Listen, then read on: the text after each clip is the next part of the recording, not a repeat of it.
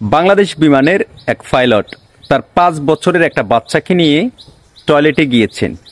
তার বাচ্চাকে তিনি টয়লেটে বসিয়ে বলছেন, বাবা তুমি এখানে টয়লেট করো, আমি বাইরে দাঁড়িয়ে আছি, 5 মিনিট পরে আমি এসে তোমাকে একেবারে ধুয়ে দিব এবং তোমাকে প্যান্ট পরিয়ে দিব। আর বাচ্চাটা 2 মিনিট পর টয়লেট থেকে উঠে ভুলবশত তার মায়ের কাছে না গিয়ে তিনি অন্যদিকে চলে গেছে। পাশের বাড়ির কুদ্দুস মিয়া জীবনের প্রথমবার তিনি বিমানে উঠেছে।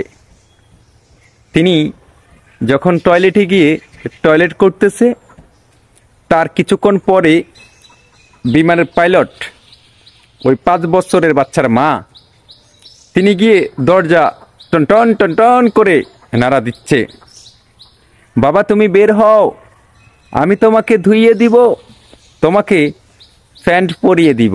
এদিকে আবার প্রথমবারের মতো বিমানে চড়েছেন আমাদের পাশের বাড়ির কুদ্দুস। কুদ্দুস তো মহা খুশি যে মাশাল্লাহ মাশাল্লাহ, বিমানের সার্ভিস তো অনেক ভালো, বাংলাদেশ এয়ার লাইসেন্সের সার্ভিসটা বেশ ভালো।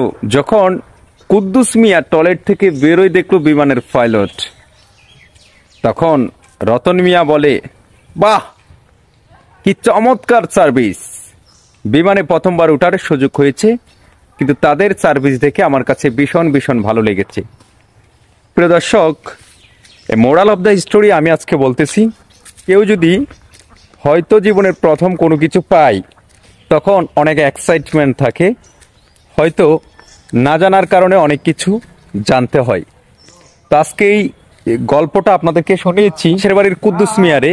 এটা কাকতালীয়ভাবে যদি কারোর সাথে ঘটেও যায়, তবে পাশের বাড়ির কুদ্দুস মিয়া আমার এই ভিডিওর নিচে যেন এসে কমেন্ট করে আমাকে যেন বকাবকি না করে। ভাই আমি আপনাকে মেইন করছি না, এই ব্যাপারটা একেবারে সত্য একটা ঘটনা। এক ভাইয়ে গল্পটা আমার মেসেঞ্জারে দিয়েছেন, তিনি আমাকে বলেছেন এটা নিয়ে একটু কথা বলার জন্য, একটা ভিডিও বানানোর জন্য। পাশের বাড়ির আমার কুদ্দুস ভাই, আপনি আমাকে ক্ষমা সুন্দর দৃষ্টিতে দেখবেন, কারণ আপনি যদি আমাকে ক্ষমা সুন্দর দৃষ্টিতে না দেখেন, আমি কিন্তু আপনাকে মেইন করে কথা বলছি না। এটা একজন একটা গল্প দিছে, তার সাথে যে এই ঘটনাটা ঘটেছে বিমানে, তার জীবনের ঘটনাটা তিনি তুলে ধরেছেন, সেটা এই ভিডিওর মাধ্যমে আমরা প্রকাশ করেছি যে প্রথমবার কেউ যদি কোনো কিছু পায় সেটার এক্সাইটমেন্ট কেমন কাজ করে।